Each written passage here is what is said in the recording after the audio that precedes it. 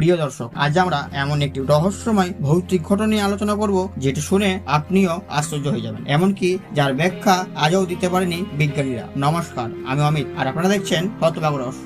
সালটা 2014, 8ই মার্চ শনিবার। 227 জন যাত্রী এবং 12 জন ক্রু মেম্বার নিয়ে মালয়েশিয়ার এয়ারলাইন্স MH370 ফ্লাইটটি মালয়েশিয়া থেকে বেজিং এর পথে রওনা হয়। কিন্তু আশ্চর্যজনকভাবে উড়োজাহাজটি বিমানের ট্রাফিক কন্ট্রোলের সাথে ও তার শেষ ভয়েস যোগাযোগের পর টেক অফ এর 1 ঘন্টা পর রাডারের পর্দা থেকে নিখোঁজ হয়ে যায়। কয়েক মিনিটের মধ্যে মালয়েশিয়ার সামরিক বোর্ডারটি প্রায় 1 ঘন্টা পর ট্র্যাক করে এই উড়োজাহাজ থেকে বিচ্যুত হওয়ার পর আন্দামান সাগর পর্যন্ত রাডারের পরিসীমা বজায় রেখেছিল। বিমানটি অদৃশ্য হয়ে যাওয়ার আগে কোনো সংকটের সংকেত, খারাপ আবহাওয়ার সতর্কবাণী বা প্রযুক্তিগত কোনো সমস্যার কথা বলা হয়নি। অনেকেই এই সিদ্ধান্তে উপনীত হয়েছিলেন যে ভারত মহাসাগরে এই ফ্লাইট শেষ হয়েছে এবং এখনো অনুসন্ধান চলছে।